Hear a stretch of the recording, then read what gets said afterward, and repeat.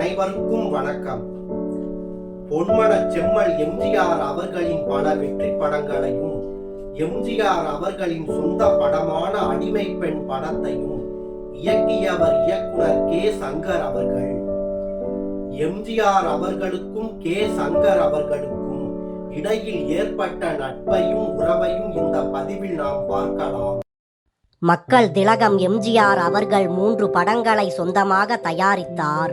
அதில் நாடோடி மன்னன், உலகம் சுற்றும் வாலிபன் ஆகிய 2 படங்களை அவரே இயக்கினார். மக்கள் திலகம் எம்ஜிஆர் அவர்களின் தயாரிப்பில் வெளிவந்த மற்றொரு திரைப்படம் அடிமை பெண். ஆனால் அந்த திரைப்படத்தை அவர் இயக்கவில்லை. தானே சிறந்த இயக்குனராக இருந்தும் தனது சொந்த படத்தை இயக்கும் வாய்ப்பை வேறு ஒரு இயக்குனருக்கு கொடுத்தார் மக்கள் திலகம் எம்ஜிஆர் அவர்கள். அந்த பெருமையை பெற்றவர் இயக்குனர் கே. சங்கர் அவர்கள் ஆவார். நல்லவன் வாழ்வான் என்ற திரைப்படத்தின் படப்பிடிப்பு மெஜஸ்டிக் ஸ்டுடியோவில் நடந்து கொண்டிருந்தது. அப்போது முதலாக எம்ஜிஆரை சந்தித்தார் இயக்குனர் கே. சங்கர் அவர்கள். அப்போது தான் பணியாற்றிய படங்களை பற்றி கே. சங்கர் அவர்கள் எம்ஜிஆர் அவர்களிடம் கூறினார். உடனே மக்கள் திலகம் எம்ஜிஆர் அவர்கள் இயக்குனர் கே. சங்கர் அவர்களின் படங்களில் ஒவ்வொரு படத்திலும் சிறந்த காட்சிகளையும் சாட்டுகளையும் குறிப்பிட்டு பாராட்டினார். அதை கேட்ட இயக்குனர் கே. சங்கர் அவர்கள் இந்த அளவுக்கு தனது படங்களை எம்ஜிஆர் அவர்கள் கவனித்திருக்கிறாரே என்று வியந்து போனார். அதன் பின் மக்கள் திலகம் எம்ஜிஆர் அவர்கள் ஜி.என். வேலுமணி அவர்களின் தயாரிப்பில் தான் நடிக்கும் பணத்தோட்டம் திரைப்படத்தை கே. சங்கர் அவர்கள் இயக்க வேண்டும் என்று விரும்பினார். கே. சங்கர் அவர்கள் அதுவரை எம்ஜிஆர் பாணியிலான படங்களை இயக்கியதில்லை. இந்த தயக்கத்தால் படத்தின் கதையை காரணம் காட்டி படத்தை தட்டி கழிக்க விரும்பினார் கே. சங்கர் அவர்கள். ஆனால் எம்ஜிஆர் அவர்கள் படத்தின் கதையை மாற்றும்படி சொல்லிவிட்டார். அதன் பிறகு கள்ளநோட்டு பிரச்சனையை மையமாக வைத்து 18 நாட்களில் தயாரிக்கப்பட்டது பணத்தோட்டம் திரைப்படம். எம்ஜிஆர் அவர்களின் படங்களில் வேலை செய்தால் நிறைய குறுக்கீடுகள் இருக்கும், தொந்தரவுகள் இருக்கும் என்று பட உலகில் சங்கர் அவர்களை பயமுறுத்தி இருந்தார்கள். ஆனால் அது உண்மையல்ல. எம்ஜிஆர் அவர்கள் ஒரு நல்ல ரசிகர். அவர் ஒவ்வொரு காட்சியையும் கேமரா கோணத்தில் கண்டு மகிழ்வார் என்று கே. சங்கர் அவர்கள் பின்னர் தனது அனுபவத்தை குறிப்பிட்டார். பணத்தோட்டம் படத்தின் வெற்றிக்கு பின் மக்கள் திலகம் எம்ஜிஆர் அவர்கள் இயக்குனர் கே. சங்கர் அவர்களிடம், என் படத்தை டைரக்ட் செய்ய தயங்கினீர்களே, இப்போது என்ன சொல்கிறீர்கள் என்று கேட்டார். அதற்கு இயக்குனர் கே. சங்கர் அவர்கள் மக்கள் திலகம் எம்ஜிஆர் அவர்களிடம், என்னை மன்னித்து விடுங்கள் என்று கூறினார். அதன் பின்னர் கலங்கரை விளக்கம், சந்திரோதயம், குடியிருக்கும் கோயில், உழைக்கும் கரங்கள், பல்லாண்டு வாழ்க, இன்று போல் என்றும் வாழ்க என்று இவர்கள் இருவரின் கூட்டணியில் பல வெற்றி படங்கள் வெளிவந்தன. அதன் பின் மக்கள் திலகம் எம்ஜிஆர் அவர்கள் தன்னுடைய சொந்த தயாரிப்பான அடிமை பெண் திரைப்படத்தை இயக்கும் வாய்ப்பை இயக்குனர் கே. சங்கர் அவர்களுக்கு கொடுக்கும் அளவுக்கு அவர்கள் இருவரின் நட்பும் பலப்பட்டது. அடிமை பெண் திரைப்படத்தை ஜெய்ப்பூரில் எடுக்கலாம் என்று யோசனை சொன்னதே கே. சங்கர் அவர்கள்தான். அதை மக்கள் திலகம் எம்ஜிஆர் அவர்களும் ஏற்றுக்கொண்டார். மக்கள் திலகம் எம்ஜிஆர் அவர்கள் சாதாரணமாகவே நிறைய செலவு செய்வார். அவருடைய சொந்த படம் என்றால் கேட்கவே வேண்டாம். படத்துக்காக மட்டுமின்றி படப்பிடிப்பு குழுவினருக்கும் எந்த குறையும் வைக்காமல் தாராளமாக செலவு செய்தார்.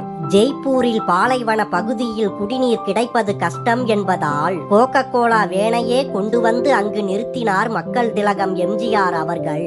அப்போது ஜெய்ப்பூர் அரண்மனையில் 6வது மாடியில் உள்ள மன்னரின் அறையில் காட்சிகளை படமாக்கினால் நன்றாக இருக்கும். ஆனால் அங்கு தரையில் உள்ள விரிப்புக்கு பதிலாக சன்மைக்கா பதித்து காட்சிகளை எடுத்தால் சிறப்பாக இருக்கும் என்பது இயக்குனர் கே. சங்கர் அவர்களின் யோசனை. சன்மைக்கா அறிமுகமான சமயம் அது. உடனே மக்கள் திலகம் எம்ஜிஆர் அவர்கள் டெல்லிக்கு ஆள் அனுப்பி விமானம் மூலம் சன்மைக்காவை வரவழைத்தார். அந்த நாளிலேயே அதன் மதிப்பு 40,000 ரூபாய். படத்தின் காட்சிகள் சிறப்பாக வரவேண்டும் என்பதற்காக அரண்மனையில் தன் செலவிலேயே சன்மைக்காவை பதித்து விட்டார் மக்கள் திலகம் எம்ஜிஆர் அவர்கள். அடிமை பெண் திரைப்படத்தில் 1000 நிலவே வா பாடலின் இறுதியில் வரும் காட்சிகள் அந்த அறையில்தான் படமாக்கப்பட்டன. கலங்கரை விளக்கம் திரைப்படத்தின் படப்பிடிப்பு நடந்து கொண்டிருந்த போது தன் மகளுக்கு வரன் பார்த்து வரும் விஷயத்தை மக்கள் திலகம் எம்ஜிஆர் அவர்களிடம் சங்கர் சொன்னார். உடனே இயக்குனர் கே சங்கர் அவர்களிடம் எம்ஜிஆர் அவர்கள், கல்யாண வயதில் உங்களுக்கு மகள் இருக்கிறாளா, கொஞ்சம் பொறுங்கள் என்று கூறியவர் உடனே தனது அண்ணன் சக்கரபாணிக்கு போன் செய்து சங்கரின் பெண்ணை நம் ராமுவுக்கு பார்த்தால் என்ன என்று கேட்டார். இதை கேட்ட இயக்குனர் கே சங்கர் அவர்களுக்கோ தயக்கம் ஒரு பக்கம், மகிழ்ச்சி மறுபக்கம். பின் கே சங்கர் அவர்கள் எம்ஜிஆர் அவர்களிடம், சார் ஏன் அவசரப்படுறீங்க என்றார். அதற்கு மக்கள் திலகம் எம்ஜிஆர் அவர்கள், ராமுவை நான் வளர்த்து படிக்க வைத்தேன், அவன் என்னுடைய பையன், அவனுக்கு உங்கள் மகளை திருமணம் செய்து வைக்க வேண்டும் என்று கேட்டுக்கொண்டார். அதற்கு இயக்குனர் கே சங்கர் அவர்களும் சம்மதித்தார். அதன் பிறகு இயக்குனர் கே சங்கர் அவர்களும் மக்கள் திலகம் எம்ஜிஆர் அவர்களும் சம்பந்தி ஆனார்கள்.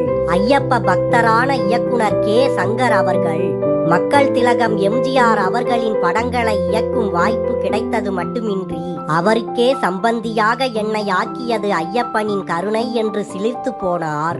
இன்று போல் என்றும் வாழ்க படத்தின் படப்பிடிப்பு கர்நாடக மாநிலம் மணிப்பாலில் நடந்தது. அந்த சமயத்தில் கொல்லூரில் உள்ள மூகாம்பிகை கோயிலுக்கு முதலில் மக்கள் திலகம் எம்ஜிஆர் அவர்களை இயக்குனர் கே சங்கர் அவர்கள் அழைத்து சென்றார். அங்கு கோயிலுக்கு பின்புறம் சங்கர பீடம் இருக்கிறது. அங்கேதான் ஆதி சங்கரர் தவம் செய்து பின்னர் மூகாம்பிகையை பிரதிஷ்டை செய்தார். அங்கு சிறப்பு அனுமதி பெற்று சங்கர பீடத்தின் உள்ளே எம்ஜிஆர் அவர்கள் தனிமையில் தியானம் செய்ய சங்கர் அவர்கள் ஏற்பாடு செய்தார். அங்கு தியானம் செய்துவிட்டு 1 மணி நேரத்திற்கு பின் வெளியே வந்த மக்கள் திலகம் எம்ஜிஆர் அவர்கள், நான் நிம்மதியாக இருந்த இந்த தருணத்தை வாழ்க்கையில் மறக்கவே முடியாது என்று கூறியிருக்கிறார்.